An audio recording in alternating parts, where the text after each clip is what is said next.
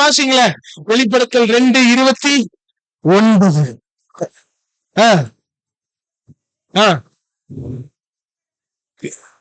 என்று எழுது. கண்களை ஓடி சோமல்லாம்.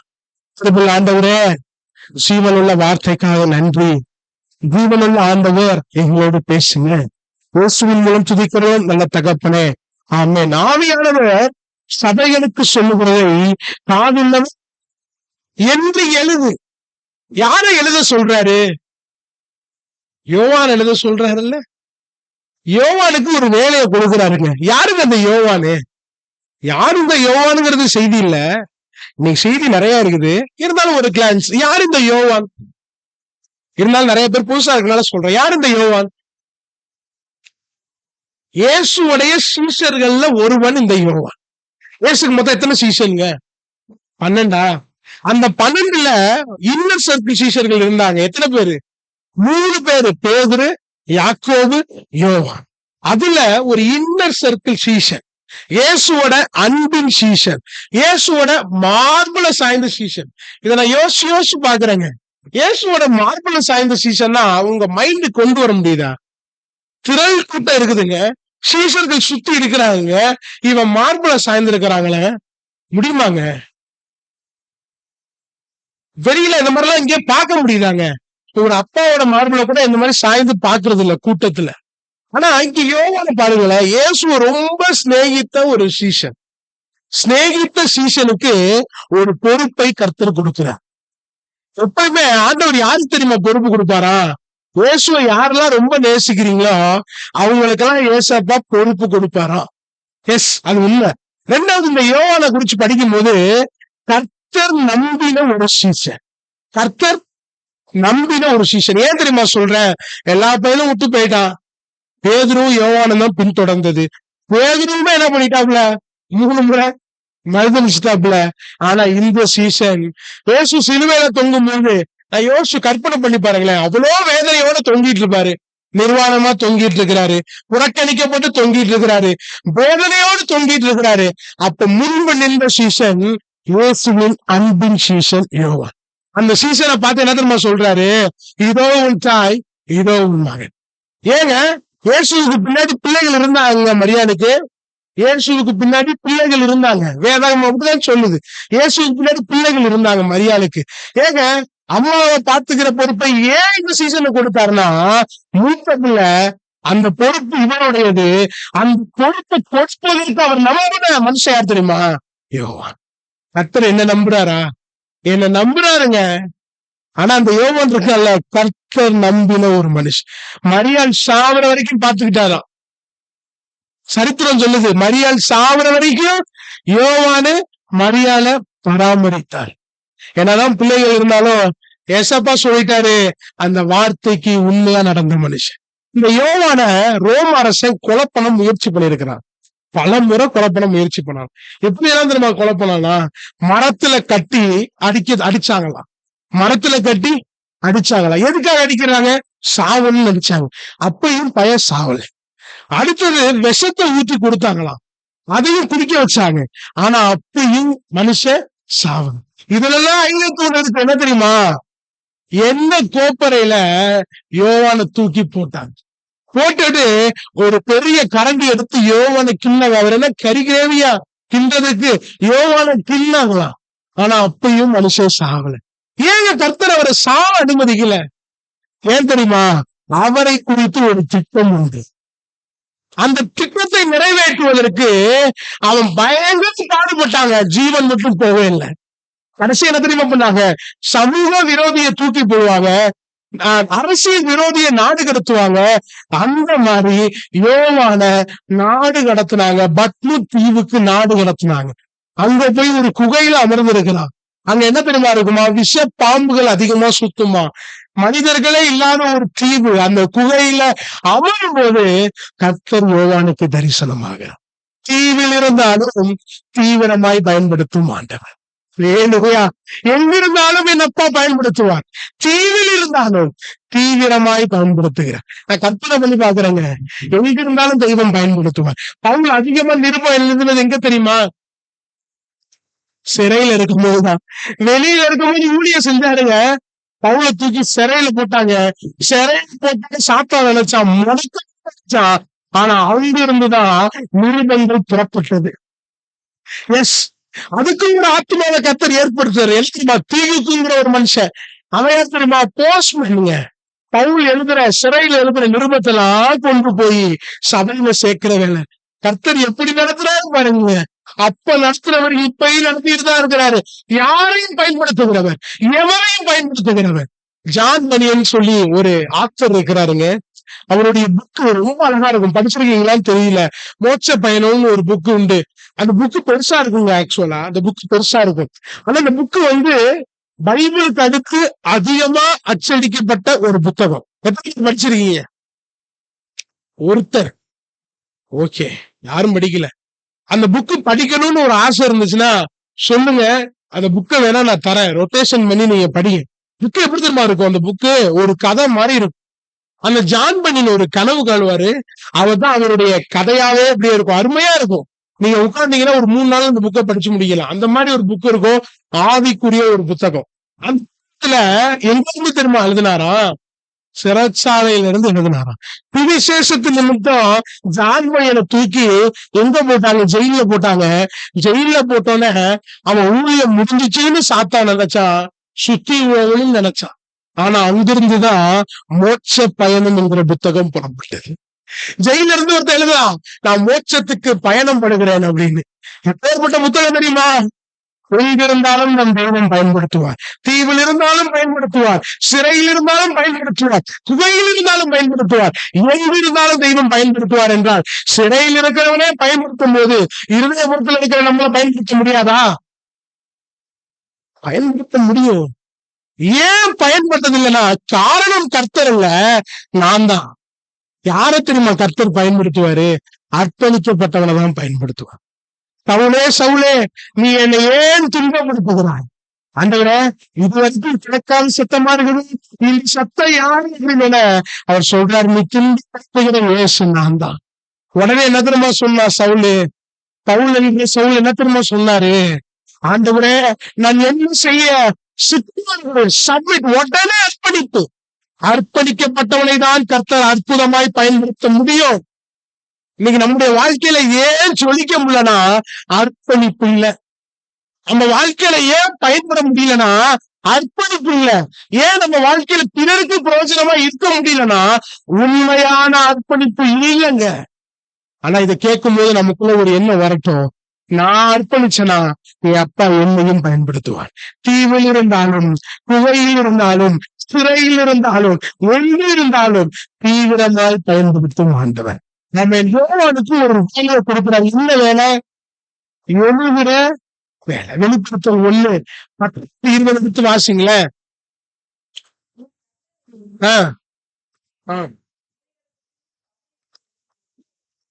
என்னென்னலாம் எழுத சொல்றாரு?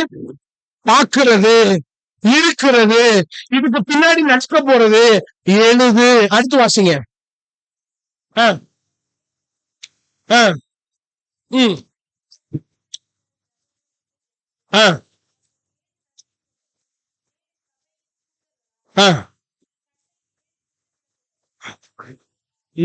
அதாவது 7 சபைக்கு உள்ளது. என்ன எழுத சொல்றாப்புல? 7 சபைக்கு என்ன எழுத சொல்றாருன்னு பாக்கலாமா? இன்னைக்கு 7 சபைகளை பற்றி வெளிப்படுத்தல போட்டிருக்கு. அதுல முதல் சபையை குறித்து படிக்க போறோம். என்ன சபை? முதல் சபை. 7 சபை இருக்குதா? கேள்விப்பட்டிருக்கிறீங்களா? உங்க சபை என்ன சபை? இந்த மாதிரி 7 சபை இருக்குது. 7 சபையில உள்ள நிறை குறையல ஆவியானவர் சொல்லுவாரு. சரிங்களா? இத நம்முடைய சபையோட ஒப்பிட்டு பார்க்க போறோம். யோவானை எழுத சொல்றாரு, யோவானு எழுதுறாரு, ஆவியானவர் சொல்ல சொல்ல எழுதுறாரு. இன்னைக்கு ஆவியானவர் என்ன சொல்ல சொல்றாரோ அதை அப்படியே அக்செப்ட் பண்றது மாத்திரம் ஒரு ஆமேன்னு சொல்லுங்க. ஆமே. அன்பா வந்தாலும் ஏத்துக்கணும், காரமா வந்தாலும் ஏத்துக்கணும், இனிப்பா வந்தாலும் ஏத்துக்கணும், ரசப்பா வந்தாலும் ஏத்துக்கணும். நேற்று நைட் எல்லாம் எனக்கு தூக்கமே வரல. காலையில தான் ரொம்ப அழுவேன். ஏன்னா செய்தி என்னை போட்டு ஒரு கிழிச்சிருச்சு. எபேசு சபை எப்படிப்பட்ட சபை தெரியுமா? வெளிப்படுத்தல் 2ஆம் அதிகாரத்துல 1-7 வரைக்கும் முதல் வாசிருங்க. அதுக்கப்புறம் நம்ம ஒவ்வொரு வார்த்தையா தியானம் பண்ணலாம். எபேசியர் 2:1-7 வாசிங்க. எபேசு சபையின் தூதனுக்கு நீ எழுத வேண்டியது என்னவெனில். தூதனுக்குன்னா என்னங்க அர்த்தம்? எபேசு சபையின் தூதனுக்கு, சர்தை சபையின் தூதனுக்கு, சிபிர்னா சபையின் தூதனுக்கு, பிலதெல்பியா சபையின் தூதனுக்கு அப்படின்னா என்ன அர்த்தம்? தூதனுக்குன்னா என்ன அர்த்தம்? ஒரு சபையில தூதன்கிற போஸ்டிங் இருக்குதா? என்ன அர்த்தம்? மூப்பனுக்கு, பொறுப்புள்ளவனுக்கு, ஊழியனுக்கு, எபேசு சபையின் மூப்பனுக்கு எழுத சொல்லுகிறார். ஊழியர் சாதாரண ஊழியர் இல்லைங்க. இன்னைக்கு நாமெல்லாம் ஊழியர் செய்ய ஆசைப்படுறோம், தவறு கிடையாது. பொறுப்பு வேணும்னு ஆசைப்படுறோம், தவறு இல்லை. ஆனா நியாய தீர்ப்பு எங்க தெரியுமா? முதலாவது தேவனுடைய வீட்டுல. முதலாவது நியாய தீர்ப்பு எங்க தெரியுமாவா? மூப்பர்களுக்கு தான் வேதம் சொல்லுது. இத வாசிக்கும் போது என் மனசுல ரொம்ப நாளாவே பயத்தோடே ஜெபம் பண்ணுவேன். யாக்கோபு 3ஆம் அதிகாரத்துல 2வது வார்த்தையை சொல்லி நான் ஜெபம் பண்ணிட்டே இருப்பேன். நீங்கள் அதிக ஆக்கினை அடைவோம் என்று அறிந்து உங்களில் எப்படி ஆகாதீங்களா? இந்த வார்த்தையை நான் என்னைக்கு ஆர்டினேஷன் முடிந்ததோ அன்னையில இருந்து ஜெபம் பண்ணிட்டே இருப்பேன். அதிக ஆக்கினையை அடைவோம் என்று அறிந்து என்ன ஆகாதீங்க. ஈஸிங்க இருக்கிறதுல ஈஸி என்ன தெரியுமா? பெண்டிகாஸ்ட்ல பாஸ்ட் ஆகிறது ஈஸி. ஆனா பைபிள்ல போட்டிருக்கு அதிக ஆக்கினையை அடைவோம். ஆக்கினை அடைவோம்னு சொல்லிருக்கலாம். அது என்னங்க அதிக ஆக்கினை அடைவோம் என்று அறிஞ்சு என்ன ஆகாதீங்களா? போதகர் ஆகாதீங்க. எவ்வளவு பாடுகள் தெரியுமா வரும்? சரீரத்தினால, சுத்தி உள்ள மனிதர்களால எவ்வளவு பாடுகள் தெரியுமா வரும்? தூக்கம் கூட வராதுங்க. பாடுகள் நிறைய வருங்க. அதிக ஆக்கினையை அடைவோம் என்று அறிந்து போதகராக. இங்க மூப்பனுக்கு தான் எழுதுறார். எபேசு சபையின் மூப்பன் இப்படிதான் இருக்கணும், இல்லன்னா நியாய தீர்ப்பு இங்க ஏதாவது தொடங்குன்ற. வாசிங்க, தொடர்ந்து வாசிங்க. 7 நட்சத்திரங்களை தம்முடைய வலது கரத்தில் ஏந்தி கொண்டு 7 பொன் குத்து விளக்குகளின் மத்தியிலே உலாவிக் கொண்டிருக்கிறவர் சொல்லுகிறதாவது, உன் கிரிகைகளையும் உன் பிரயாசத்தையும் உன் பொறுமையையும் நீ பொல்லாதவர்களை சகிக்க கூடாமல் இருக்கிறதையும் அப்போஸ்தலர் அல்லாதவர்களை தங்களை அப்போஸ்தலர்கள் என்று சொல்லுகிறதை நீ சோதித்து அவர்களை பொய்யர் என்று கண்டறிந்ததையும் நீ சகித்து கொண்டிருக்கிறதையும் பொறுமையா இருக்கிறதையும் என் நாமத்தின் நிமித்தம் இளைப்படையாமல் பிரயாசப்பட்டதையும் அறிந்திருக்கிறேன். அவருக்கு தெரியுமா? அவருக்கு தெரியுமா? என்ன தெரியுமா? 2-3 வசனத்துல திருச்சபையை பாராட்டுகிறார். என்னங்க செய்யறாரு ஆண்டவரு? பாராட்டுறாருங்க. நம்ம திருச்சபையை பாராட்டுவாரா? எபேசுவை பாராட்டினார், ஓகே. பெத்தலை பாராட்டுவாரா? பாராட்டுவாரா? இல்ல பாராட்டணும்னு முடிச்சு. இதெல்லாம் ஒரு நல்ல பதில். பாராட்டணும், பாராட்டுவாரா? பாராட்டணும். ஆனா ஆனா ஆனா 7 சபை இருக்குதா? 2 பகுதியா பிரிக்கலாம். 5 சபையில குறை உண்டு, 2 சபையில நிறை உண்டு. இந்த 5 சபையில ஒரு சபை தான் எபேசு சபை. புரியுதா? இந்த எபேசு சபையை ஃபர்ஸ்ட் ஆண்டவர் என்ன செய்யறாரு? பாராட்டுறாருங்க. ஒரு கிரியையை அறிந்திருக்கிறேன். கிரியை என்ன பண்ணிருக்கிறாரா? கிரியை 2 விதமா பிரிக்கலாமா? ஒரு நல்ல கிரியை, இன்னொன்னு கிரியை. இங்க இருந்தது என்ன கிரியை? நல்ல கிரியைங்க. உன் கிரியைய அறிந்திருக்கிற. அடுத்து வாசிங்கள, உன் பிரயாசத்தை. அது என்ன பிரயாசம்? சபை என்ன பிரயாசப்பட்டுச்சு? ஊழியத்துல பிரயாசப்பட்டுச்சு. ஊழியம் செஞ்ச ஒரு சபை. அடுத்து பொறுமையையும். பொறாமையெல்லாம் இல்லக்கா, பொறுமையையும். என்னவா சபைக்கு என்ன தேவை? அது எந்த சபைக்கு இருந்துச்சு? எபேசு சபைக்கு என்ன இருந்துச்சா? பொறுமையும். எப்பேற்பட்ட குணம் தெரியுமா? லாங் சஃபரிங், நீடிய பொறுமை அவசியம். எபேசு சபைக்கு இருந்துச்சுங்க. நம்மகிட்ட இருக்குதா? யோசிச்சு பாருங்க, பொறுமை இருக்குதா? பொறுமை இல்லவே இல்லை, இல்லவே. நாட்டு வாசிங்கள, நீ பொல்லாதவர்களை சகிக்க கூடாமல் இருக்கிற. தீமை செய்யறவங்க எல்லாம் ஏத்துக்க மாட்டாங்க. ஏன் தெரியுமா? கர்த்தருக்காக வாழணும்னு ஒரு வைராக்கியம் உள்ள ஒரு சபை. அடுத்து அப்போஸ்தலர் அல்லாதவர்கள் வராருன்னு வைக்கல, ஒரு ஃபேக் அப்போஸ்தலர் வராருன்னு வைக்கல. அவர் சொல்றாரு, நான் அப்போஸ்தலர், நான் தீர்க்கதரிசின்னு சொல்றாருன்னு வைக்கல. இந்த சபை மக்கள் சொல்லுவாங்களாம், நீ அப்போஸ்தலர் கிடையாது, நீ ஃபேக் அப்போஸ்தலர். கண்டுபிடிச்சிருவாங்களாங்க. நீங்க கண்டுபிடிப்பீங்களா? யாரோ ஒருத்தர் வராருன்னு வைப்போமே, ஒரு அப்போஸ்தலர் வராருன்னு வைங்க சபைக்கு, நீங்க கண்டுபிடிச்சிருவீங்களா? எபேசு சபை கண்டுபிடிச்சிரும். இவ்வளவு நல்ல குணம் இருக்குது பாருங்க, பாராட்டுறாரு, பாராட்டி மகிழ்றாரு. அடுத்து 3வது வசனத்தை வாசிங்கள, நீ சகித்து கொண்டிருக்கிறதையும். சகித்து உள்ள ஒரு சபை. நம்ம சகிக்கிறோமா? நான் நேற்று கற்பனை பண்ணி பார்த்தேன். ஆண்டவரை வீட்டிலேயே சகிக்க முடிய மாட்டேங்குது. யோசிச்சு பாருங்க, வீட்டிலேயே சகிக்கிறது கஷ்டமா இருக்குது. கரெக்டா இல்லையா? அம்மாவை சகிக்கிறது, அப்பாவை சகிக்கிறது, தங்கச்சியை சகிக்கிறது, அக்காவை சகிக்கிறது, அண்ணனை சகிக்கிறது, இதுக்கு மேல பொண்டாட்டியை சகிக்கிறது, புள்ளைய சகிக்கிறது, ரொம்ப கஷ்டமா இருக்குதுல்ல. அதனாலதான் சோர்ந்து போய் நிறைய பேர் சபைக்குள்ள வராங்க. ஏன்னா சகிக்க முடியல, வேதனையோடு உள்ள வராங்க. சகிக்க முடியல, அப்புறம் எங்க சபை மக்களை சகிக்கிறது? கேட்கறது வாஸ்தவமா இல்லையா? இந்த சபை கர்த்தருக்காக சகித்து கொண்டிருந்த சபை. சகிக்க முடியுதா நம்மளால? சகிப்பு தன்மை நமக்குள்ள இருக்குதா? யோசிச்சு பாருங்க. கட்டின புருஷனை சகிக்க முடியுதா? இல்லையே, முடிய மாட்டேங்குது. ஏன் முடிய மாட்டேங்குது தெரியலையே. வாசிங்களேன். அடுத்து, பொறுமையா இருக்கிறதையும் என் நாமத்து நிமித்தம் இழைப்படையாமல் பிரயாசப்பட்டது. அது என்னங்க அர்த்தம்? இயேசுவின் நாமத்து நிமித்தம் சோர்ந்து போகாம ஊழிய செஞ்ச சபை எபேசு சபை. இன்னைக்கு நம்முடைய சபை எப்படி இருக்கு? நம்ம சபை எப்படி இருக்குங்க? என் நாமத்தின் நிமித்தம் இழைப்படையாமல் சோர்ந்து போகாம ஊழிய செய்யற சபைனா என்ன அர்த்தம்? ஓடிக்கிட்டே இருக்கிற சபையா? ஓடவே முடியல, நடக்கவே முடியல, முட்டியெல்லாம் வலிக்குது. எங்க போய் ஆத்தும ஆதாயம் செய்யறது? நம்மளே நிக்கிறதே கஷ்டமா இருக்கு. தன்னை நிற்கிறேன் என்று எண்ணுகிறவன் விழாதபடிக்கு எச்சரிக்கையா இருக்க கடவன். எங்க பிறரை நிற்க வைக்கிறது? ரொம்ப கஷ்டமா இருக்குது. நம்மளாலே முடியல, எங்க அடுத்தவனை கொண்டு வர்றது? யோசிச்சு பாருங்களேன். இணைப்படையாமல் பிரயாசப்பட்ட சபையா? ஊழிய செய்யாத சபை செத்த சபைன்னு ஒரு ஊழியர் சொல்றாருங்க. ஊழிய செய்யாத சபை என்ன சபையா? நம்ம சபை ஊழிய செய்தா? நீ பெரிய டாஸ்க் என்ன தெரியுமா? சபையில ஞாயிற்றுக்கிழமை உட்கார வைக்கிறது டாஸ்க். நம்ம சபை மட்டும் இல்ல, எல்லா சபையும் அப்படி ஆயிப்போச்சு. எல்லா சபையுமே அப்படி ஆயிப்போச்சு. ஏதோ ஒண்ணு பேசிட்டோம்னா அடுத்தவரை வரமாட்டாங்க. நான் கற்பனை பண்ணி பார்த்தேன். என்ன கற்பனை பண்ணி பார்த்தேன்னா, ஆண்டவர் எப்படிப்பட்ட பிரசங்கத்தை பேச சொல்றார்? ஒரு சிந்தனை மனசுல வந்துச்சு. எப்படிப்பட்ட பிரசங்கத்தை பேச சொல்றார் சொல்லுங்க பாக்கலாம். சத்தியத்தை சத்தியமா சொல்லு. ஆண்டவருக்கு எந்த மாதிரி பிரசங்கம் தெரியுமா சொல்ல சொல்றாரு? எல்லா ஜனங்களையும் நற்செய்தி சொல்ல சொல்றாரு. கரெக்டா இல்லையா? அந்த நற்செய்தி இயேசு சொல்ற நற்செய்தி எப்படி தெரியுமா? ஆதாமை பார்த்து ஏவாளை பார்த்து என்ன தெரியுமா சொன்னாரு?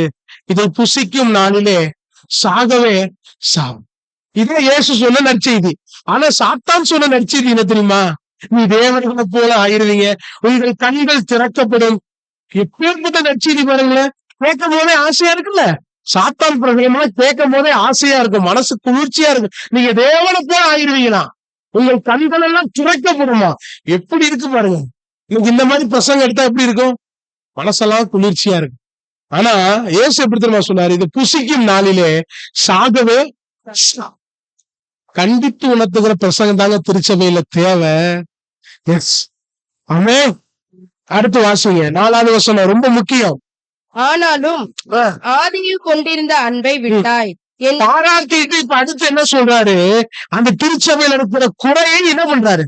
சுட்டி காட்டுறாரா? என்று உன் பேரில் எனக்கு குறை உண்டு. ஆக என்ன குறை இருக்கிறாங்க? ஆதியில் கொண்டிருந்த அன்பை விட்டாய். இன்னைக்கு கொஞ்சம் சிந்திக்க போறோம். இததான் நல்லா தூங்காம கவனிக்கணும். நைட்டு தூங்காம காலையில 5 மணிக்கு 4 மணிக்கெல்லாம் எந்திரிச்சு உட்கார்ந்துட்டு தியானம் பண்ணிட்டு உட்கார்ந்து நிக்கிறவனே தூங்காம இருக்கிறான். நல்லா தூங்கிக்கிட்டு 6:30 மணிக்கு எந்திரிச்சு வந்துட்டு போத்தி நல்லா தூங்கிட்டு இங்க தூங்கினா, இயேசுவே ஆண்டவரே தூங்குற ஆத்மாவெல்லாம் டச் பண்ணிருக்க ஆண்டவரே. இன்னைக்கு எவ்வளவு தூங்க போறானோ இன்னைக்கு வெறுமையா எடுத்துட்டு இருக்கு. ஆண்டவர் தான் டச் பண்ண போறாரு. இயேசு நாமத்துல இன்னைக்கு ஒரு பைய கூட தூங்க கூடாது. வாலிபரெல்லாம் தூங்கினா நின்றுதான் பிரசங்கம் கேட்கணும். ஆதியில கொண்டிருந்த அன்பை என்னங்க அர்த்தம்? அப்படின்னா என்னங்க அர்த்தம்? நீ கொஞ்சம் சிந்திங்க. ஆதியில கொண்டிருந்த அன்பை விட்டுட்டானா?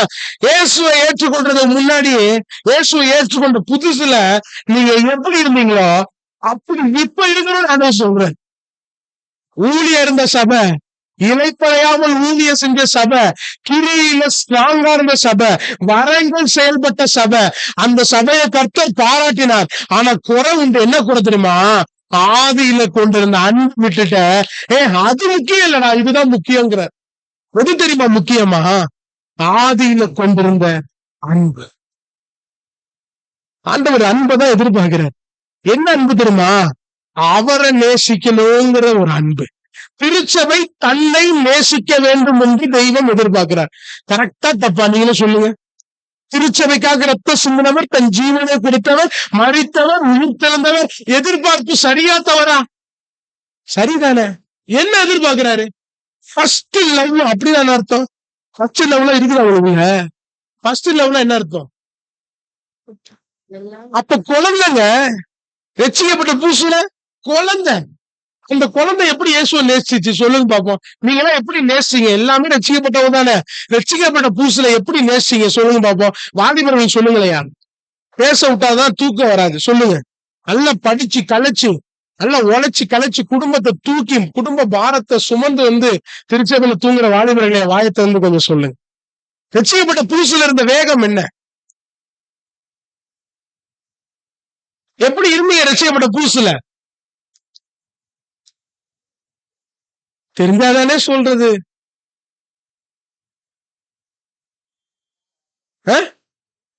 சூப்பரா இருந்தியா?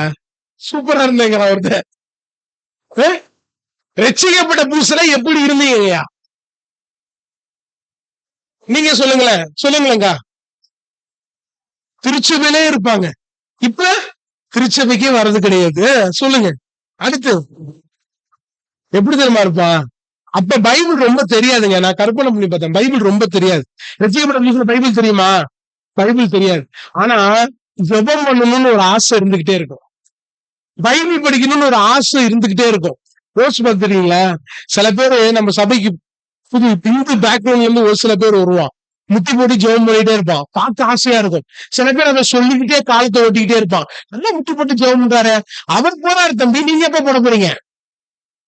நல்லா முட்டி போட்டு ஜெபம் பண்றாரு தம்பி, நல்லா முட்டி போட்டு பைபிள் படிக்கிறாப்புல, நீங்க எப்ப படிக்க போறீங்க? அவர் போறாரு தம்பி, அவர் முட்டி போட்டு பரலோகம் போயிடுவாரு. நீங்க கொஞ்சம் யோசிக்கணுங்க. ஆசை அப்ப இருந்துச்சு ஒரு ஆசை. இப்ப 5 நிமிஷம் ஜெபம் பண்ண முடியல, 5 நிமிஷம் பைபிளை தூக்க முடியல, பைபிளை வாசிக்க முடியல.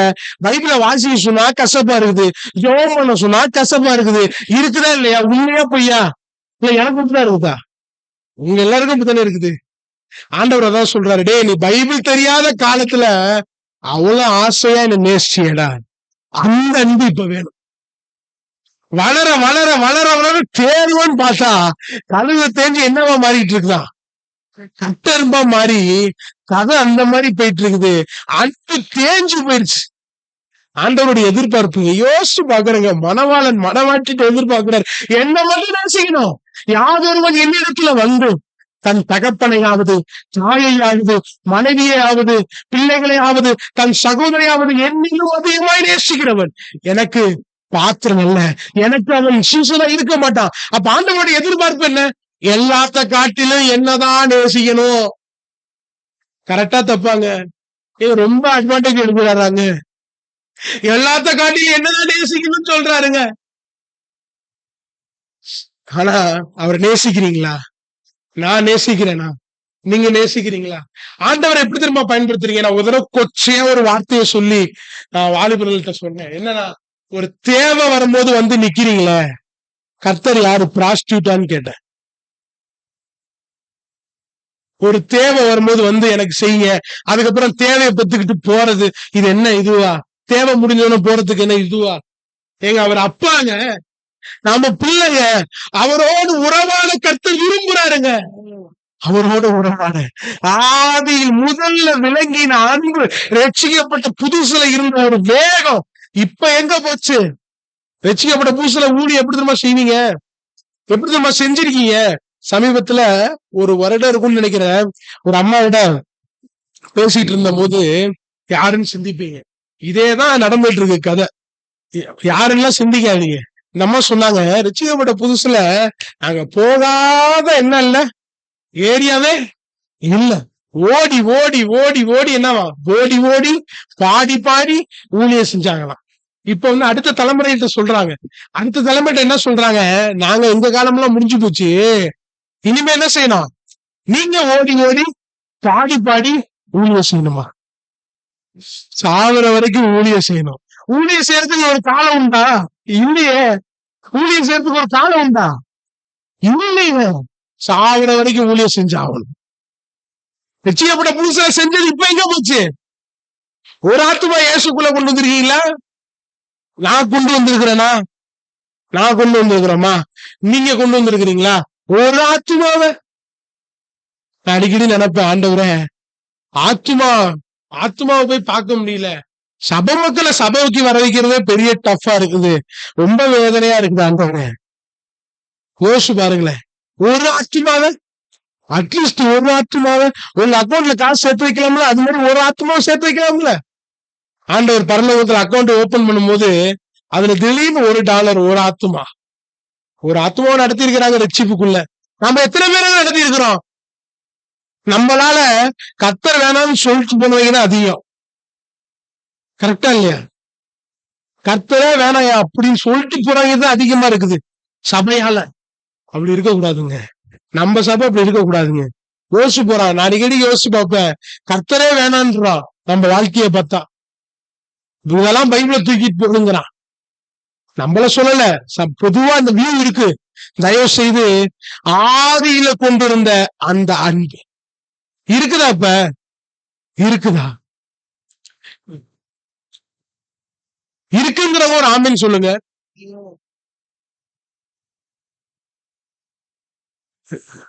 இருக்குன்னா கர்த்தர் பேசியிருக்க மாட்டாருங்க. இன்னைக்கு ஆதியில கொண்டிருந்த அன்பை விட்டா என்று உனக்கு உன் பேரில் எனக்கு பெத்தேல் பேர்ல எனக்கு குறை உண்டு.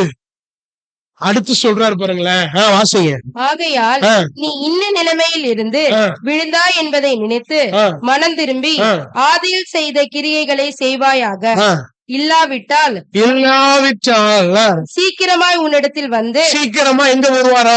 உன்னிடத்தில் எபேசு சபையை நோக்கி வருவார், பெத்தேல் சபையை நோக்கி வருவார். சீக்கிரமா நம்ம சபையை நோக்கி வந்து பிரபுகிட்டையும் டேவிட்டையும் வந்து, நீ மனம் திரும்பாத பட்சத்தில், பிரபுடே நீ மனம் திரும்பாத பட்சத்துல உன் விளக்கு தண்டை அதனிடத்தில் நின்று நீக்கி விடுவேன். என்னங்க அர்த்தம்?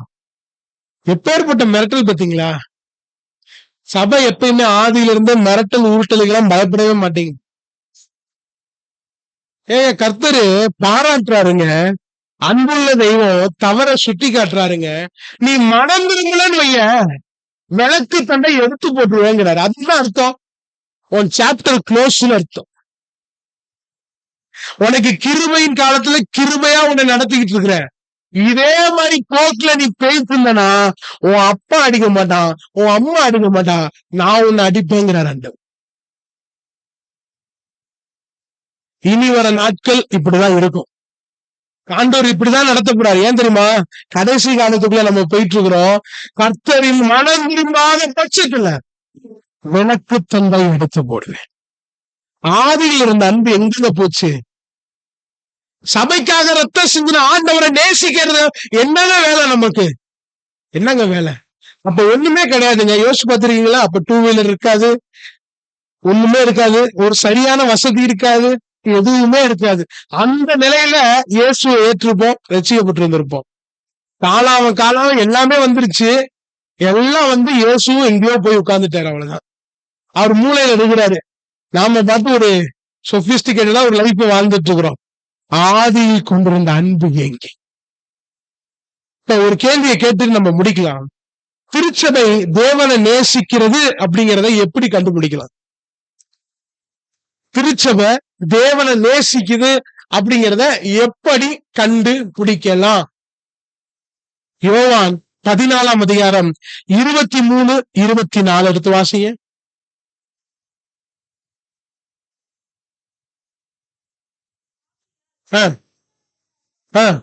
யோவான் 14, 23, 24. அவனுக்கு பிரதியுத்தரமாக, ஒருவன் என்னில் அன்பாய் இருந்தால் அவன் என் வசனத்தை கைக்கொள்ளுவான், அவனில் என் பிதா அன்பாயிருப்பார், நாங்கள் அவனிடத்தில் வந்து அவனோட வாசம் பண்ணுவோம், என்னில் அன்பாய் இராதவன் என் வசனங்களை கை கொள்ள மாட்டான். நீங்கள் கேட்கிற வசனம் என்னுடையதா இராமல் என்னை அனுப்பின பிதாவினுடையதா இருக்கிறது. சொல்லுங்க, ஆண்டவரை நேசிக்கிறதுக்கு என்ன அடையாளம்? வசனத்தை கைக்கொள். ஆண்டவரை நேசிக்கிறதுக்கு என்ன அடையாளம்? வசனத்தை கைக்கொள்ளும். வசனத்தை கை கொள்றது ஆண்டவரை நேசிக்கிறதுக்கு அடையாளம். இப்ப வசனத்தை கை கொள்ளலன்னா ஆண்டவரை நேசிக்கலன்னு அர்த்தங்க. கரெக்டா இல்லையா? வசனத்தை கை கொண்டா ஆண்டவரை நேசிக்கிறேன்னு அடையாளம், வசனத்தை கை கொள்ளனா ஆண்டவரை நேசிக்கலன்னு அர்த்தமா? இன்னைக்கு நம்ம சிந்திக்க போறோம், வசனத்தை கை கொள்றோமா? ஒரு கேள்வி நான் கேட்கிறேன், நானும் சரி நீங்களும் சரி வார்த்தையை கை கொள்கிறோமா? சொல்லுங்களேன். கை கொள்றோம், கொஞ்சம் கொஞ்சம் கை கொள்றோம், கொஞ்சம் கொஞ்சம். எத்தனை? கொஞ்சம் கொஞ்சம். எதெல்லாம் ஈஸியா இருக்குதோ அதெல்லாம். ஏழைக்கு இறங்குறவன் கர்த்தருக்கே, ஆண்டவருக்கு நான் கடன் கொடுக்க போறேன் இன்னைக்கு, அதனால ஒரு ஏழைக்கு ஒரு 10 ரூபாய் டீ வாங்கி கொடுத்துடுறது. ஒரு 10 ரூபாய் காசை கொடுத்துட்டா கர்த்தருக்கே கடன் கொடுத்துருவோம். ஒரு ஈஸியா எதெல்லாம் ஈஸியா இருக்கோ அதெல்லாம் செய்யலாம் முயற்சி பண்ணுவோம். ஆனா சில வசனத்தை நீ காட்டுற, சில வசனத்தை காட்டு, சபை இந்த வார்த்தையை கை கொண்டிருக்குதா அப்படின்னு சொல்லி ஒரு சிந்தனை. அதுக்கு முன்னாடி இன்னொரு வசனத்தை வாசிங்க. வெளிப்படுத்தல் 1:3 எடுத்து வாசிங்க. வெளிப்படுத்தல் 1:3. இந்த தீர்க்க தரிசன வசனங்களை வாசிக்கிறவனும் கேட்கிறவர்களும் இதில் எழுதியிருக்கிறவைகளை கை கொள்ளுகிறவர்களும் பாக்கியவான். யார் பாக்கியவான்? இந்த வசனங்களை. பாக்கியவான் என்ன அர்த்தம்? ஆசீர்வதிக்கப்பட்டவன் அர்த்தம். யார் ஆசீர்வதிக்கப்பட்டவன்? அந்த வசனத்தை பார்த்து சொல்லுங்க. வாசிக்கிறவர்களும் கேட்கிறவர்களும் அதை கை கொள்ள. வாசிக்கிறவன் பாக்கியவான்னு சொல்லல, கேட்கிறவன் மட்டும் பாக்கியவான் சொல்லல, கை கொள்ளுகிற பாக்கியவான் சொல்லல. வாசிக்கிறவன், கேட்கிறவன், கை கொள்றவன் பாக்கியவான். வசனத்தை வாசிக்கணுங்க முதலாவது, 2வது வார்த்தையை கேட்கணுங்க, 3வது கை கொள்ளணும். ஏங்க செய்தி நேரத்துல தூக்கம் வருது சொல்லுங்க பாக்கலாம்? நைட்டு முழுக்க தூங்காம நோண்டிட்டு கிடக்குறது, இது இப்ப உள்ள ப்ராப்ளம். ஆனா அப்ப இருந்து சில ஆட்கள் தூங்கிட்டு. காரணம் என்ன தெரியுமா? பிசாசு செய்தியை கேட்கவே விட மாட்டான். ஏன் தெரியுமா? சத்தியத்தை அறிஞ்சிட்டீங்கன்னா உங்களுக்கு விடுதலை உண்டு. ஜெபத்துல விடுதலை இல்ல. நீங்க 100 தடவை ஜெபம் பண்ணீங்கனாலும் விடுதலை கிடையாது. எங்க தெரியுமா விடுதலை? சத்தியத்துலதான் விடுதலை. இந்த சத்தியத்தை கேட்டீங்கன்னா உங்க குடும்பம் விடுதலை ஆகும்னு சொல்லி அவன் என்ன பண்ணிடுவான், வந்தோடனே சட்டு புட்டுன்னு தூங்க வச்சிருவான். கண்ணாடி தூங்குடான்னு நீ தூங்கிட்டே இருக்க. முடிச்சோட என்ன ஆயிடுது, பந்தியில கை வச்சுட்டு, யூதாசுமே பந்தியில கை வச்சவன் தான். பந்தியில கை வச்சுட்டு அப்பத்தை சாப்பிட்டுட்டு அப்படியே உட்காந்துட்டு கிளம்பி போயிட்டே இருக்க வேண்டியது. என்ன பயன்? விடுதலை எங்க தெரியுமா? வசனத்தை அறிந்தாதான் விடுதலை. வாசிக்கிறவன், கேட்கிறவன், கை கொள்றவன் பாக்கியவான். சில பேருக்கு தினமுமே வேதத்தை வாசிக்கிறதே இல்லை. வாசிக்கவே என்ன இல்லையா? டைம் இல்லையா? இந்த மாதிரி கதைக்கெல்லாம் நீங்க என்ன சொல்லுவீங்க சொல்லுங்க பாப்போம். வாசிக்க நேரம் இல்லைன்னு யாரோ ஒருத்தன் சொன்னானா என்ன சொல்லுவீங்க? சில பேரு கை காட்டுறாங்க, என்னன்னா திங்க நேரம் இருக்கான்னு கை காட்டுறாங்க. நான் கை காட்டலங்க, அங்க இருந்து வர கை காட்டு. சும்மா கற்பனை பண்ணி பாருங்களேங்க, கொஞ்சம் கற்பனை பண்ணி பாருங்களேன். ஒரு ஊழியர் சமீபத்துல சொல்றாரு, காலைல எத்தனை மணிக்கு வேலை? ஒரு 7 மணிக்கு வேலைன்னா 5:30 மணிக்கு எந்திரிச்சு ஜெபம் பண்ணி பைபிள் வாசிக்க உனக்கு துப்பு இல்லையான்னு கேக்குறாரு. நம்மளால எத்தனை மணிக்கு எந்திரிப்பாங்க? 6:30 மணிக்கு எந்திரிப்பாங்க. 6:30 மணிக்கு எந்திரிச்சுட்டு எதுக்கு குளிச்சுட்டு, ஆடு மாடு குளிக்குதா, ஆடு மாடு பல்லு விளக்குதா, போவோம் வா அப்படின்னு சொல்லிட்டு கிளம்பி போயிட்டு எல்லாம் சுத்திக்கிட்டு நைட்டு டயர்டாயிரும்ல. நம்ம தான் வேலை செஞ்சு களைச்சிட்டோம்ல, களைச்சிட்டு என்ன ஆயிடுது, அப்படியே சாய்ந்து கர்த்தர் தலைங்க நித்திரைகளுக்கு என்னவா பிரியமா இருக்கிறவனுக்கு நித்திரை அளிக்கிறான்னு வசனத்தை. ஏங்க நம்ம தாங்க நேரத்தை ஒதுக்கணும், நம்ம தான் நேரத்தை ஒதுக்கணும். நம்ம நேரத்தை ஒதுக்குறது இல்ல. யோசிச்சு பாருங்க, 7 மணிக்கு வேலைக்கு போனா அவர் 5:30 மணிக்கு எந்திரிக்க சொல்றாரு. 7 மணிக்கு மேல 7 மணிக்கு வேலைக்கு போற யாராவது இருக்கீங்களா? கை தூக்குங்கள. லேடிஸ் கூட சமைக்கலாம், 6 மணில இருந்து சமைக்கலாம். அப்ப நீங்க 4:30 மணிக்கெல்லாம் எந்திரிச்சு ஜெபம் பண்ணிடணுமா? 9 மணிக்கு காலேஜ் போற பிள்ளைல எத்தனை மணிக்கு எந்திரிக்கணும்? 9 மணிக்கு ஸ்கூல் போற பையன் எத்தனை மணிக்கு எந்திரிக்கணும்? 8:45. எத்தனை மணிக்கு எந்திரிக்கணும்? அட்லீஸ்ட் அட்லீஸ்ட் அதிகால தேவை ஜெபம்லாம் இப்போதைக்கு நம்ம பயலுக்கு வர்றது கிடையாது. அட்லீஸ்ட் ஒரு 6:45, 6:07 எந்திரிச்சு ஒரு அரை மணி நேரம் உட்டாம்பர் கொட்டாயி அப்படி இல்லாம ஒரு அரை மணி நேரம் என்ன பண்ணலாம்? ஜெபம் பண்ணலாமா? ஏன் பண்ண முடிய மாட்டேங்குது? ஏன் பண்ண முடியல? ஆசையே இல்லைங்க. இன்னைக்கு நம்ம வேதத்தை வாசிக்க தெரியாம சில பேருக்கு இங்கிலீஷ் தான் வாசிக்க தெரியும், தமிழ் வாசிக்க தெரியாது. கேட்கறதுக்கு ஒரு வழி இருக்கு தெரியுமா? கேட்கறதுக்கு ஒரு வழி கேட்கலாமே. வசனத்தை காதாலே கேட்கலாமே. வசனத்தை வாசிக்கிறவன், கேட்கிறவன், கை கொள்றவன் அவனால பாக்கியவான். இது மூணுமே செய்யாதவன் யாரு? பாக்கியவான் கிடையாது. இது மூணுமே செய்யாதவன் யாரு? பாக்கியவான் கிடையாதுங்க. அவன் அபாக்கியவான். அவன் ஆசீர்வதிக்கப்பட்டவன் அல்ல. வசனத்தை தூக்குறது முக்கியம் இல்ல, வசனத்தை வாசிக்கிறது முக்கியம். எத்தனை பேருக்கு உள்ள ஏறுதுன்னு தெரியல. சொல்லிக்கிட்டேதான் இருக்கும். நியாய தீர்ப்புல இந்த வார்த்தை தான் உங்களை நியாயம் தீர்க்கும். வசனத்தை வாசிக்காம, ஊழியம் செய்யாம, இயேசுக்காக வாழாம பரலோகம் போகவே முடியாதுங்க. ஆனா எழுதி வேணா தரேன், போயிட்டீங்கன்னா அங்க போய் என்கிட்ட கேளுங்க. நீ சொல்லிட்டே இருந்தா நான் பரலோகம் வந்துட்டேனே அப்படின்னு வேணா கேளுங்க. இருக்கிற மாதிரி இருந்து பாருங்க, அங்க வந்து வேணா கேட்டு பாருங்க. வாய்ப்பே இல்ல. நியாய தீர்ப்புல இரக்கம் மேன்மை பாராட்டாது. இரக்கமுள்ள ஆண்டவர் நியாய தீர்ப்புல இரக்கம் செய்ய மாட்டார். இரக்கம் மேன்மை பாராட்டார். அன்பா கேட்டுக்கிறேன், பைபிள வாசிங்க. புரியுதோ பிடிக்கலையோ ஒண்ணுமே விளங்கலையோ பைபிளை எடுத்து வாசிங்க. கர்த்தர் புரிய வைப்பார். எனக்கு ஆரம்பத்துல எல்லாம் ஜெபமே பண்ண தெரியாது. என்ன தெரியுமா ஜெபம்? ஸ்தோத்திர ஆண்டவரே, அப்பா அம்மா துதிக்கிறோம், சோறு கொடுத்தீங்க நன்றி, நல்ல ட்ரெஸ் கொடுத்தீங்க நன்றி, இயேசுவின் நாமத்தை துதிக்கிறோம், நல்ல தகப்பனே ஆமென். அப்ப பழைய இடத்துல ஜெபக்கூடத்துல இந்த பயலுக்கு ஒரு ஜெபத்தை சொல்லி கொடுங்களையா. வருஷம் முழுக்க இந்த ஜெபம் தான் பண்றான். காலையில போனாலும் இந்த ஜெபம் தான், மதியானம் போனாலும் இந்த ஜெபம் தான், நைட்டு போனாலும் இந்த ஜெபம் தான். யார் மாதிரி இருக்கும் போதுன்னா நம்ம குறைஞ்ச 15-16 வயசுல எல்லாம் இந்த மாதிரி ஜெபம் தான். பைபிள் வாசிக்கிறதே கிடையாது. தொட்டே பார்த்தது கிடையாது. ஆனா ஒரு நேரத்துக்கு மேல கர்த்தருடைய வார்த்தையை தூக்க ஆரம்பிச்சும் போது ஃபர்ஸ்ட் வாசிக்கும்போது புரியல. ஆனா அதுக்கப்புறம் வாசிக்க சொல்லும்போது அந்த வார்த்தை நம்மள புடிச்சிருங்க. வாசிச்சு பாருங்க. தினமும் வாசிங்க. உங்க பிள்ளைங்க பைபிளை வாசிக்கலன்னா கட்டாயப்படுத்துங்க. உங்க பிள்ளை காலேஜுக்கு போக மாட்டேங்குது, ஸ்கூல் போக மாட்டேங்குது, விட்டுருவீங்களா? யோசிச்சு பாருங்க.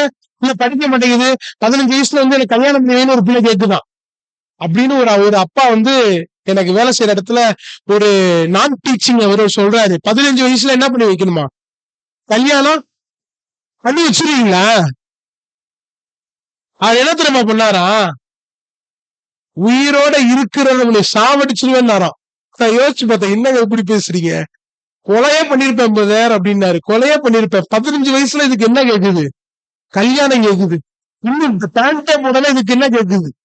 ஸ்கூலுக்கு டவுசர் போட்டு போயிட்டு இருக்கிறான், இதுக்கு என்ன கேக்குதான்?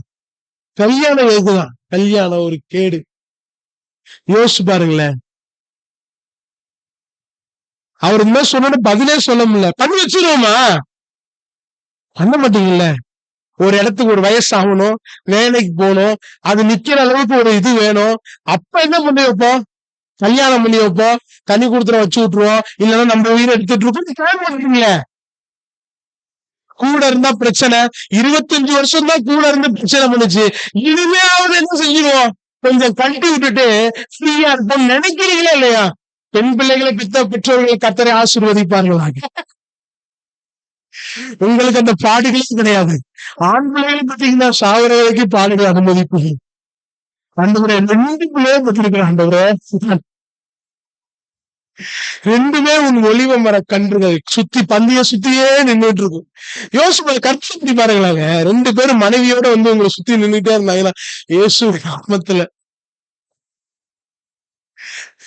பெண் பிள்ளைங்க பெற்றவங்க ஆசீர்வதிக்கப்பட்டவங்க. 25 வயசுக்கு மேல கல்யாணத்தை பண்ணி கொடுத்துட்டு அவ்வளவுதான், முடிஞ்சு போச்சு. அவ்வளவுதான், மனைவி புருஷன்னு நிம்மதியா மூச்சை விடுவீங்க. இங்க கடைசி வரைக்கும் மூச்சை பிடிச்சு வச்சுக்கிட்டே இருக்கணும்.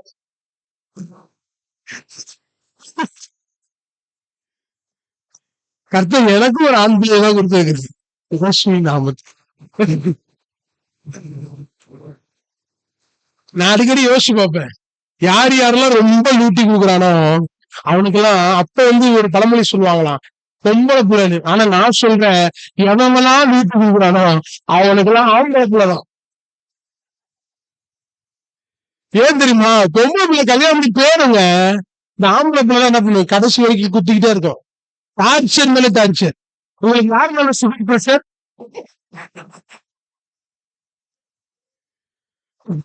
பெண் பிள்ளைனாலும் நிச்சயமா இருக்காது, இவங்களாலதான் இருக்கும். ஏன் தெரியுமா? இவங்கதான் அம்மா எதை செஞ்சா கோவமாவோ அதே செய்வாங்க. புருஷன் அந்த லிஸ்ட் தான், பிள்ளை அந்த லிஸ்ட் தான், எல்லாம் அந்த லிஸ்ட்ல விதி விலக்கு இல்ல. யோசிச்சு பாருங்களேங்க, பிள்ளைக்கு என்ன செஞ்சு வச்சுருக்கீங்களா? அந்த பிள்ளை பைபிள் படிக்க மாட்டேங்குது, இப்ப போயிட்டு இருக்கிறீங்களே, அதுக்கு எப்ப தோணுதோ செய்யட்டுங்கிறீங்களே, எப்படி சொல்றீங்க? அதுக்கு கடைசி வரைக்கும் தோழல் எல்லாம் விட்டுருவீங்களா? விடக்கூடாதுங்க. 5லே வளையலன்னா 50லயுமே வளையாது. இப்ப 5வது படிக்கிறது 6வது படிக்கிறதுல வசனம் வாசிக்க மாட்டேங்குதுன்னா திருவீரிய ஒரு வாய்ப்பு. ஏன்னா அப்ப திருவ முடியாதுங்க, உங்களை திருவுவோம். இந்த மாதிரி வயசுல திருவ முடியுமா? வாய்ப்பே இல்லை. அதனால அந்த வயசுல என்ன பண்ணிருங்க, திருவிட்டீங்கன்னா இந்த மாதிரி வயதுலதான் கொஞ்சம் கண்ட்ரோல்டா இருக்குங்க. ஆமென். வயதத்தை வாசிங்க. ஆதியில இருந்த அன்பை விட்ட சபை எபேசு சபை. இன்னைக்கு அந்த சபையை காட்டிதான் ஆண்டவர் நமக்கு சொல்லித் தராரு. முதல்ல விளங்கின அன்பு எங்கடா போச்சு? எங்க போச்சு? ஒரு கூடுதே மிஸ் பண்ண மாட்டோம். கரெக்டா இல்லையா? ஆரம்பத்துல தினமும் சபையே கதியா இருக்கும். அப்ப பயங்கரமான உடம்பு வலியா இருக்கும், ஜுரமா இருக்கும், வேதனையா இருக்கும். என்ன பண்ணுவோம்?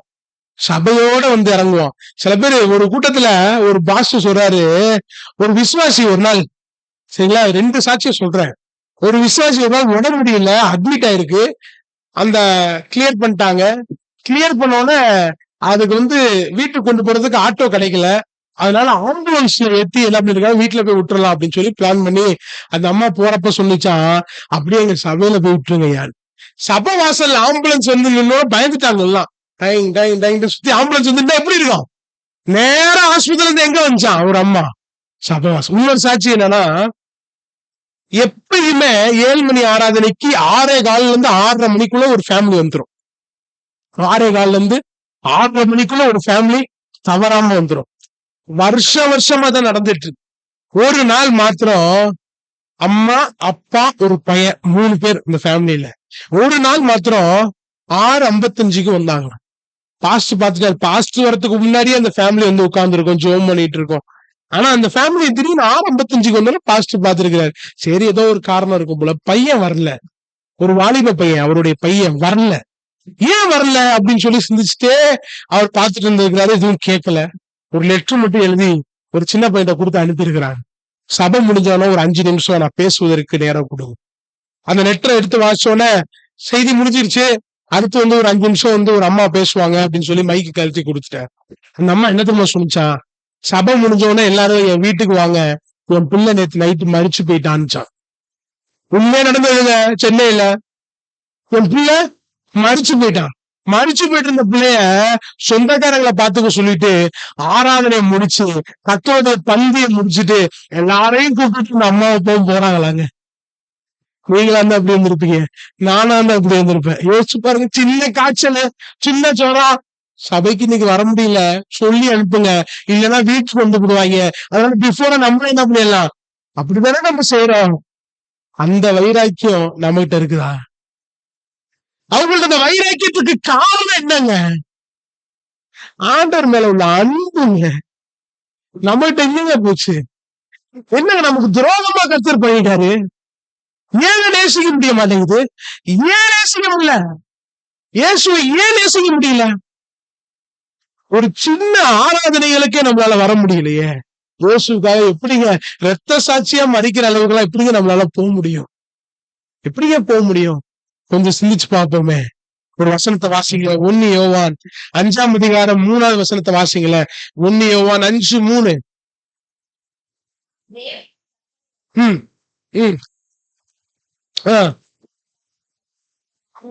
அவருடைய வசனம் எப்படியா? நமக்கு பாரமா இருக்குதா? பாரம் இல்ல. ஒரு வசனத்தை சொல்றேன், பாரமா இல்லையான்னு நீங்க சொல்லணும். பாரம் இல்லைன்னு சொல்லிட்டீங்கன்னு, நீங்க பாரம் இல்லைன்னு சொல்லிட்டீங்கன்னா கர்த்தருக்கு ஸ்தோத்திரம். 1 பேதுரு 3ஆம் அதிகாரம் 8, 9 இந்த வசனத்தை முடிச்சோட உங்க வாயிலிருந்து வார்த்தோம் பாரம் இல்ல பாரம் அப்படின்னு சொல்லணும். ஒண்ணு இப்போ ஒருமனப்பட்டவர்களும் இரக்கம் உள்ளவர்களும் எப்படியா நீங்கள் எல்லாரும் எப்படி ஒருமனப்பட்டவர்களோ இரக்கம் உள்ளவர்களோ, சபையில சகோதர சிநேகம் உள்ளவர்களோ, மனசுல ரொம்ப இறக்கம் உள்ளவங்களும் இணக்கமா இருந்து உதாசனத்துக்கு உதாசனத்தை ஏன்னா இது அப்படி இல்லைங்க. தீமைக்கு தீமை, உதாசனத்துக்கு உதாசனத்தையும் சரி கட்டாம. பாரமா பாரம் இல்லையா? தீமைக்கு தீமையும், உதாசனத்துக்கு உதாசனம் என்ன அர்த்தம்? அசட்டை பண்றது, மதிக்கல. உங்களை யாரும் மதிக்கலன்னா அவன் உங்களை மதிக்கல. உங்களுக்கு ஒரு வாய்ப்பு கிடைச்சோன்னே, எனக்கு நேரம் கிடைக்காதாடா, இல்ல எனக்கு ஒரு நேரம் கிடைக்கும்டா, அப்ப நான் உன்னை செஞ்சுடுறேன் அப்படின்னு தான் நம்ம நினைக்கிறோம். சரி கட்டாம. பாரமா பாரம் இல்லையா? தீமைக்கு தீமை செய்யாமல் தீமையை நன்மையினாலே வெல்ல. எப்படிங்க முடியும்? தீமை செய்யாதன்னு சொன்னா ஓகே, தீமை செய்யவனுக்கு தீமை செய்யாதன்னு சொன்னா ஓகே, ஆனா தீமை செஞ்சவனுக்கு நன்மை செய்கின்றாரு. இங்கதானே இருக்குது கஷ்டம். தீமை செஞ்சவனுக்கு நன்மை செய்கின்றாரு. கஷ்டமா இல்லையா? கஷ்டம் இல்லையா? பாரம் இல்லைன்னு ஆண்டவர் சொல்லிட்டாரு. யாருக்கு தெரியுமா பாரம் இல்லையா? யாருக்கு பாரம் இல்ல தெரியுமா? அந்த காலத்துல எல்லாம் ஒரு போட்டி வைப்பாங்களாம். என்ன போட்டியா? இப்பெல்லாம் ஒண்ணும் இல்ல, ரெஸ்யூம் அனுப்பி பயோடேட்டா அனுப்பி பொண்ணு மாப்பிள்ள பிடிச்சிருந்துச்சுன்னா கல்யாணம். அப்பெல்லாம் என்ன தெரியுமா போட்டியா? ராஜா காலத்துல எல்லாம் கல்லு தூக்கணுங்கிற போட்டி. சரிங்களா? அப்ப கல்லு தூக்குற போட்டி, பாறைய தூக்குற போட்டி, சண்டை போடுற போட்டி, குத்து சண்டை போட்டி, இந்த மாதிரி எல்லாம் போட்டி வைப்பாங்களாம். ஒரு ராஜா விசித்திரமா தன்னுடைய பிள்ளைய கல்யாணம் பண்ற வரவனுக்கு என்னன்னா ஒரு 100 கிலோவுக்கு மேல, அதாவது டன் கணக்குல சொல்றாங்க, ஒரு கல்ல தூக்கணும். ஒரு பாறைய தூக்கணும். அதை தூக்குறவனுக்கு ஏன் பொண்ணை கொடுத்துறேன் அப்படின்னாராம். அப்ப இந்த மாதிரி ஒருத்த சொன்னான். இப்ப கற்பனை பண்ணி பாருங்க, அந்த மாதிரி இப்ப ஒருத்த சொல்றான்னு வச்சுக்கோங்க, யார் போவீங்க? ஆண்டவரே, நிறைய பேருடைய பாடியை பார்த்தாலும் ரொம்ப வீக்கா இருந்துச்சு. நீங்க வேணா பொண்ணும் நீ தூக்கிடுவ, பிரச்சனை இல்ல, கை காட்டுறான், நான் தூக்குறேங்கிறான். அந்த மாதிரி ஒருத்தன் போனான். நிறைய பேர் கிளம்பிட்டாங்க, யாராலே அசைக்க கூட முடியல. ஆனா ஒருத்தன் தூக்கிட்டானா. அப்ப ராஜா கேட்டாராம், எப்படி நான் தூக்குனேன்னு சொல்லி கேட்டாராம். அப்ப சொன்னாராம், ராஜா பொண்ணு மேல எனக்கு ஒருதலை காதல் இருந்தது, அந்த காதல்னால இந்த வெயிட்டெல்லாம் எனக்கு எப்படி இருந்துச்சான், பஞ்சு மாதிரி புரிஞ்சிச்சா அப்படின்றாங்க. அந்த மாதிரி ஏசப்பா ரொம்ப நேசிங்கன்னா இது பாரம் இல்ல. யோசிச்சு பாருங்களேன், இந்த மாதிரி ஒரு சிச்சுவேஷன் வரும்போது தீமை செய்தவர்களுக்கு நன்மை செய்யுங்கள் அப்படின்ற ஆண்டவர் சொல்றாரு. அந்த மாதிரி சிச்சுவேஷன்ல சிலுவையில தொங்குற நாதரை சிந்திச்சு பாத்தீங்கன்னா, அவர் நன்றி அறியாதவர்களுக்கும் துரோகிகளுக்கும் நன்மை செய்கிறவராவே சுற்றி தெரிந்தாரு. அவருடைய நன்மையை யோசிச்சீங்கன்னா இது எளிது இல்லைன்னு வைங்களேன், இது கடினம். அப்ப எங்கதான் பார்க்கணும்? ஒவ்வொரு தடவையும் இயேசுவதான் பார்க்கணும். இயேசுவ பாத்தீங்கன்னா எளிவு, இயேசு மேல அன்பு இருந்தா எளிவு, இல்லைன்னா பாரம் தான். இன்னைக்கு வசனம் எல்லாம் நமக்கு எப்படி தெரியுமா இருக்கு? பாரமா இருக்கு. காரணம் என்ன தெரியுமா? ஆண்டவர் மேல அன்பு இல்ல. 1 பேதுரு 2ஆம் அதிகாரம் 20, 21 எடுத்து வாசிங்க.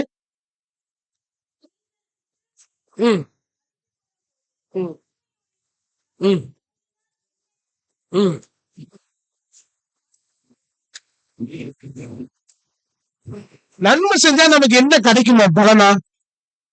நன்மை செஞ்சா பாடு கிடைக்கும். அப்பெல்லாம் செய்வோமா செய்ய மாட்டோமா? நன்மை செய்து பாட அனுபவிக்கும் முதல் தேவனுக்கு முன்னாடி எப்படி இருக்குமா? பிரியமா இருக்குமா? ஆண்டவர் சொல்லிட்டாரு. அப்ப இனிமே என்னவே செய்யக்கூடாது? நன்மையே அப்படித்தானே யோசிக்கிறோம். அதுக்கு ஒரு வசனம் எழுதி வைக்கிறார். என்ன தெரியுமா? ஒருத்தர் நன்மை செய்ய அறிந்தவனாய் இருந்தும் அதை செய்யாமற் போனால் இது பாவமா? இப்ப பாவமா பாடா? பாடுதாயா வேணும். நன்மை செஞ்சு பாட அனுபவிக்கிறது தேவனுக்கு முன்னாடி எப்படி இருக்குமா? இதுக்காக தான் அழைச்சேன்ட்டாருங்க. இதுக்காக தான் நம்மள அழைச்சிருக்கிறாரா? யோசிச்சு பாருங்களேன். ஒருத்தருக்கு நன்மை செய்றீங்க, அவங்க உங்க முதுகில குத்துறாங்கன்னு வைங்க, ஆண்டவர் என்ன செய்யறாரு? திரும்பி அவனுக்கு போய் நன்மை செய். எப்படிங்க முடியும்? இயேசு செஞ்சாரா? தேடி வந்தார் பேதுருவை பார்க்க. முதுகுல குத்துன பேதுருங்க, முதுகுல குத்துன பேதுரு. மீதி உள்ள பையெல்லாம் விட்டுட்டுதான் ஓடி போனா. ஆனா இவன் மாத்திரம் தான் வார்த்தை ஜாலகத்தை கொடுத்து கிளம்பி போலாம். யார் போனாலும் நான் போக மாட்டேன். எப்பேற்பட்ட வார்த்தை தெரியுமா? துதிக்கு கொடுக்கறதுல பேதுருவ மாதிரி ஒரு ஆளே கிடையாது. யார் போனாலும் நானு போகவே மாட்டேன். உயிரே போனாலும் நானு. வேலைக்காரிக்கு பயந்து ஓடி போயிட்டாங்க ஆளு. கடைசியில சீசர்கிட்ட போய் சொல்லு, பேதுருட்டையும் போய் சொல்லு, நான் அவனை பார்க்க கண்ணிலே அவரை. இயேசு செஞ்சாருங்க. இன்னைக்கு நம்மளே அதான் செய்ய சொல்றாரு. ஒருத்தன் முடிவுல குத்துறானா அவனுக்கு நன்மை செய்ய. எப்படிங்க முடியும்? எப்படிங்க முடியும்? பாரமா? இயேசுவை நேசிச்சா பாரம் இல்ல. இன்னொரு வார்த்தையை வாசிச்சு நிறைவு செய்யலாம். இயேசுவை நேசிக்கிறதுக்கு இரண்டாவது அடையாளம் என்ன தெரியுமா? இரண்டாவது அடையாளம் என்ன தெரியுமா? இயேசுவோடு அதிக நேரம் செலவு செய்தல். லூக்கா 6ஆம் அதிகாரம் 12வது வசனத்தை எடுத்து வாசிங்க. ஒரு 5 மினிட்ஸ்ல முடிக்கலாம். லூக்கா 6:12.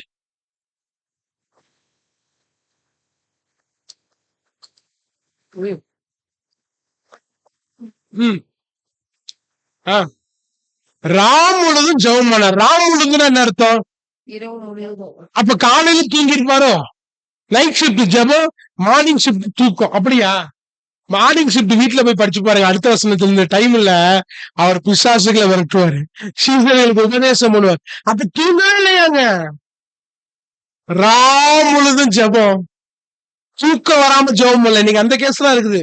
நிறைய பேருக்கு தூக்கம் வராம ஒரு ஊழியர் சொல்லிட்டே இருப்பாரு, 3 மணிக்கு எந்திரிச்சு ஜெபம் பண்ணிட்டே இருக்கிறேன். அதுக்கப்புறம் தான் எனக்கு புரிஞ்சிச்சு, காத்து வரல, ஒரே வேர்த்து ஒழுகுது. அந்த 3 மணிக்கு தன்னால முழிப்பு வந்துருது. அந்த முழிப்பு வந்துட்டு அதை அப்படியே ஒரு 1/2 மணி நேரம் ஜெப குழுவையா மாத்தி, ஒரு 1/2 மணி நேரம் ஜெபமா மாத்தி, ஊர் முழுக்க போய் நான் 3 மணிக்கு ஜெபிக்கிறேன், நான் 3 மணிக்கு ஜெபிக்கிறேன் அப்படின்னு ஒரு பிரபலமே பண்ணிட்டு இருந்தாப்ல. நான் யோசிச்சு பார்த்தேங்க, தூக்கம் வராம நீ ஜெபம் பண்ணிட்டு நீ ஏதோ ஆசையா ஜெபம் பண்ற மாதிரி ஒரு பீடம். ஓசு அப்படி ஜெபம் பண்ணுங்க. ராமனும் பிதாவோட அதிக நேரம் செலவு பண்ணாராம். இன்னைக்கு நாம கடவுளுக்கு எவ்வளவு நேரம் செலவு பண்றோம்? இது உங்க சிந்தனைக்கு விட வீட்டுல போய் சிந்திச்சு பாருங்க. ஒரு 5 நிமிடம், 24 மணி நேரத்துல ஒரு 5 நிமிடம், 10 நிமிஷம், ஒரு 1/2 மணி நேரம். யோசிச்சு பாருங்களேன். ஏனோக்கு மெத்துசலாவை பெற்ற பின் எத்தனை வருஷம் ஆண்டவன் சஞ்சரித்தானா? 300 வருஷம். இந்த 300 வருஷமும் பிள்ளை இருந்துச்சு, பேரப்பிள்ளை இருந்துச்சு, மனைவி இருந்துச்சு, பிள்ளைக்கு கல்யாணம் பண்ணாரு, எல்லாமே பண்ணாரு. சம்பந்தி வந்துச்சு, சம்பந்தி வந்தா கூட ஒண்ணு வரும், சண்டை வரும், எல்லாமே வந்துச்சு. அதுல மண்டையெல்லாம் கூட உடஞ்சிருக்கலாம். ஆனாலும் கர்த்தரோடு சஞ்சரித்த ஒரு மனிதன். இந்த பிரச்சனை எல்லாம் அவர் உறவை பாதிக்கல. பாத்தீங்களா? இன்னைக்கு நமக்கு பாதிக்குதுங்க, நமக்கு பாதிக்குது. சிந்திக்கிறீங்களா இல்லையா? நமக்கு பாதிக்குது. கல்யாணம் ஆகி வந்துருச்சுன்னு வச்சுங்களேன், மாமியார் மருமக பிரச்சனை. இப்ப மாமியார் ஏதோ ஒரு வார்த்தை சொல்லிட்டாங்கன்னா மருமக என்ன செய்யறது இல்ல? மாமியார் மேலதானே கோவம், ஏன் ஜெபம் பண்ண மாட்டேங்கிற? மாமியார் மேலதானே கோவம், ஏன் பைபிள் படிக்க மாட்டேங்கிற? அப்ப ஆண்டவர் என்ன உப்பு செக் பண்ணியா? யார் மேல கோவம்? உறவை பாதிக்குதே இல்லையா? ஆனா ஏனோக்கு அப்படிலாம் இல்லைங்க. பிள்ளைகள் பிறந்தாங்க, பேர பிள்ளைகள் பிறந்தாங்க, சம்மதிகள் வந்தாங்க. என்னதான் வந்தாலும் கர்த்தரோடு நடக்கிற உறவுல 300 வருஷம் சஞ்சரிக்கும் போதே திடீர்னு ஒரு நாள் மறைஞ்சு போயிட்டானா. அவன் சாவல, திடீர்னு மறைஞ்சு போயிட்டானா. எத்தனை பேருக்கு அந்த மாதிரி ஆசை இருக்கு? திடீர்னு மறைஞ்சு போறது. எடுத்துக்கொள்ளப்பட்டானாங்க, திடீர்னு எடுத்துக்கொள்ளப்பட்டானா. கடைசி நாட்கள் இந்த மாதிரி திடீர்னு எடுத்துக்கொள்ளப்பட்டீங்கன்னா ஸ்தோத்திரம். திடீர்னு எடுத்துக்கொள்ளப்பட்டானா. கர்த்தர் அவனதான் சொல்றாரு, மரணத்தை காணாம எடுத்துக்கொள்ளப்பட்ட மனிதன் ஏனோக், எலியா. கர்த்தரோடு நடந்த மனுஷர்கள். ஒரு உதாரணத்தை சொல்லிட்டு அப்படிக்கிறேன். 1 ராஜாக்கள் வேகமாடுங்க, 6ஆம் அதிகாரம் 38 வாசிங்க. 1 ராஜாக்கள் 7:1-2 வாசிங்க. 1 ராஜாக்கள் 6:38 எடுத்து வாசிங்கள. நீ சாலமோன தாவீதும் சங்கீதக்காரனும் சொன்னாப்ல. ம்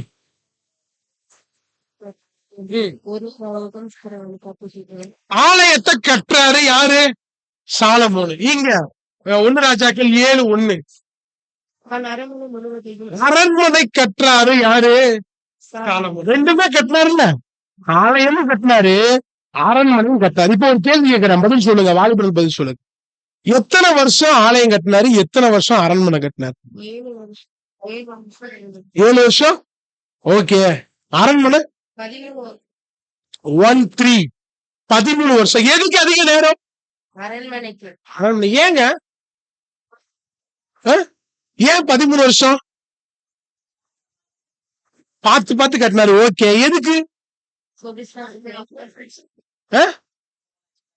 எக்ஸ்ட்ரா கட்டு?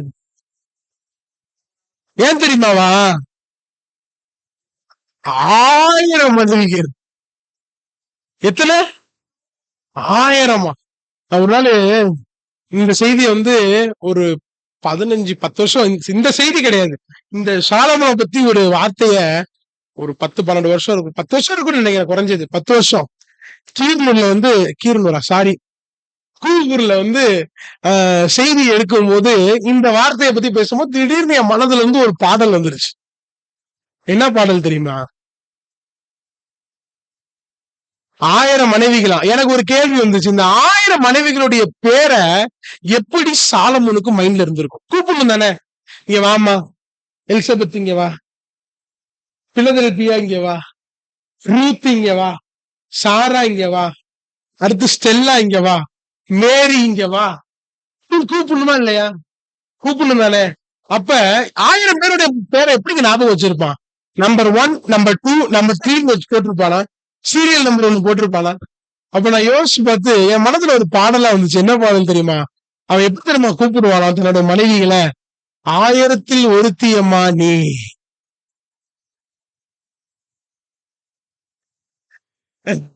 எத்தனை மனைவிகளாங்க?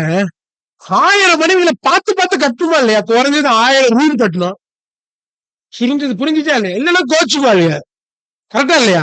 அது கரெக்டா இருக்கணும். 10 எல்லாத்துக்கும் 10 கரெக்டா இருக்கணும். எல்லாத்துலயும் தேக்கு கட்டலு, இல்லைன்னா கோச்சுக்குவாங்க. அப்படிங்கும்போது பார்த்து பார்த்து பார்த்து பார்த்து பண்ணி கடைசியில வீழ்ச்சியே அடைஞ்சு போயிட்டாங்க. 13 வருஷம். எதுக்கு அதிக நேரம் தெரியுமா? அரண்மனைக்கு அதிக நேரம். அதனால மனைவி பேச்சை கேட்டு உருப்பிடாமலே போயிட்டான். ஆண்டவரோடு அதிக நேரம் செலவு பண்ணவே இல்லை. 7 வருஷம்தான் சபை கட்டுறாரு. கர்த்தர் தாவீதுக்கு இருதயத்துக்கு ஏற்றவனுக்கு அந்த ஸ்லாக்கியத்தை கொடுக்காம இந்த பையனுக்கு போய் கொடுத்தாரே. ஆனா இந்த பையன் அரண்மனையே போக்கஸ் பண்ணிட்டு இருக்கிறானே. கற்பனை பண்ணி பாருங்களேன். இயேசு அதிக நேசிக்கிறனா அதுக்கு அடையாளம் என்ன தெரியுமா? இயேசுவோடு அதிக நேரம் செலவு பண்றது. நாம பண்றோமா? இது வரைக்கும் பண்ணணும் விட்டுருங்க.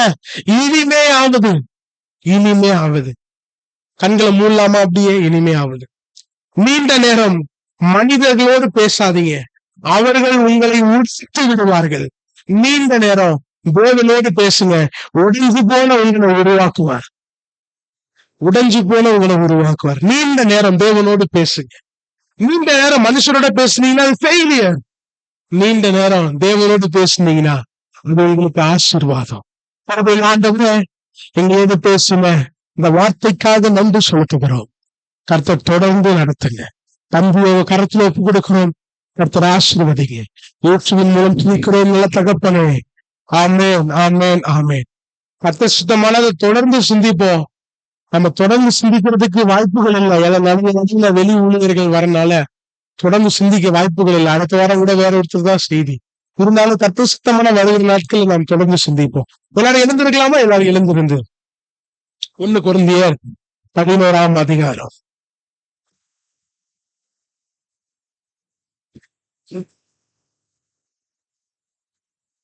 வாசிங்க.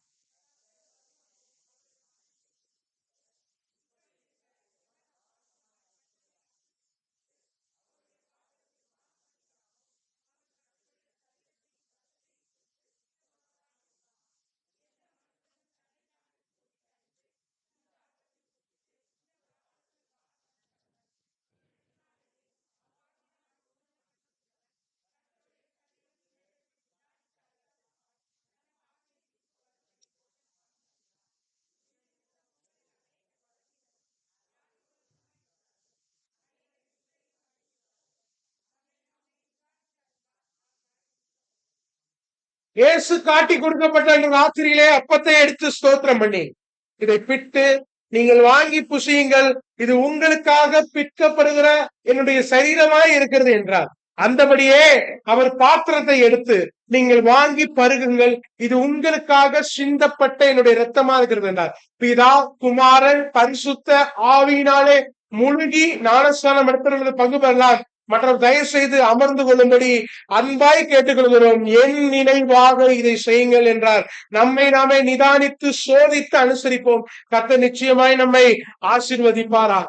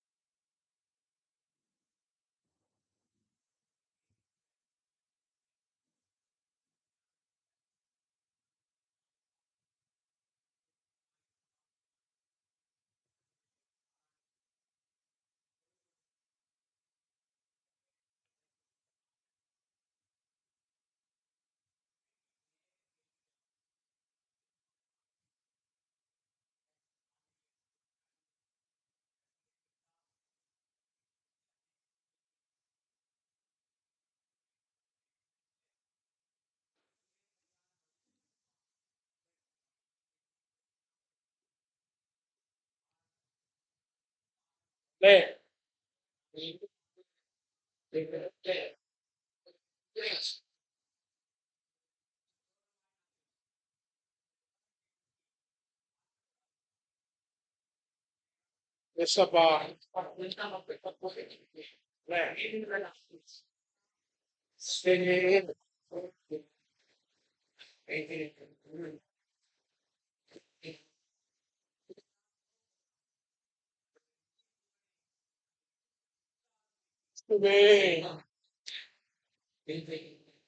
எஸ்அப்பா.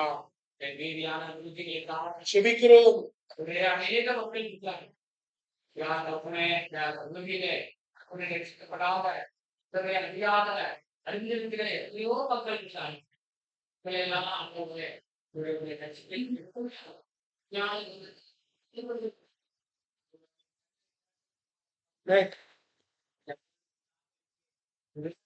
Yes, yes, yes, yes.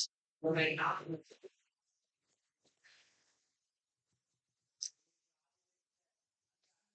Amen. Super.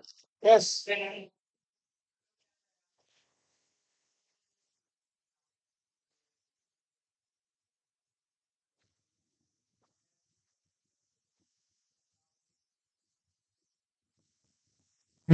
கர்த்தர் நம்மோட பேசியிருக்கிறார். ஆதியில ரட்சிக்கப்பட்ட புதுசுல யாராவது நமக்கு விரோதமா ஏதோ பண்ணிட்டா எப்படி எடுத்துக்குவீங்க? சரி உடுப்புல சொல்லுவீங்களா இல்லையா? சொல்லுவோமா இல்லையா? விடுறா பாத்துக்கலாம். ஆனா இப்ப இப்படி பண்றோமா? சிந்திக்கணுங்க. பைபிளே தெரியாத காலத்துல பைபிள்ல உள்ள வசனத்தின்படி எல்லாம் வாழ்ந்திருக்கிறோம். ஆனா பைபிள் நல்லா தெரிஞ்சிருச்சு. ஆனா வசனத்தின்படி வாழ்றது இல்ல. ஆதியில் இருந்த அன்பை விட்ட எபேசு சபை இன்னைக்கு பெத்தேல் சபை அப்படி இருக்கக்கூடாது. ஆமென். ஒரு சுருக்கமா ஒரு சாட்சியை கேட்டுட்டு நாம் நிறைவு செய்வோம். ஆமென். திருவள்ளுவர் ஆண்டவரே, உம்மை துதிக்கிறோம், நன்றி செலுத்துகிறோம் ஆண்டவரே. எங்க மத்தியில ஆண்டவரே பேசின வார்த்தைக்காக நன்றி செலுத்துகிறோம் ஆண்டவரே. வசனத்தை கேட்கிறவர்களாய் மாத்திரமல்ல, வசனத்தின்படி வாழ கிருபைகளையும் பலத்தையும் கர்த்தர் தாங்க ஆண்டவரே. இந்த வசனங்கள் பாரமானது அல்ல ஆண்டவரே. உண்மை நேசிக்கும் போது அது பாரமே கிடையாது ஆண்டவரே. உண்மை நேசிக்க கற்றுக்கொள்ள கிருபைகளையும் தயவையும் கர்த்தரைக்கு தரும்படி நாங்கள் சுபிக்கிறோம். நண்பர்களையும் கர்த்தர் ஆசீர்வதிங்க. தேவையோடு சுகவினத்தோடு பலவீனத்தோடு நண்பர்களுக்கும் கர்த்தர் சுகத்தையும் பலத்தையும் ஆரோக்கியத்தையும் தருவதற்காக சுபிக்கிறோம் ஆண்டவரே. திரும்பி நாங்கள் சந்திக்கும் வரை இந்த கிருபையை நடத்தட்டும். இயேசுவின் மூலம் துதிக்கிறோம் நல்ல தகப்பனே. ஆமென். எல்லாரும் செய்ய சொல்லுவேன். நாச்சுமாவே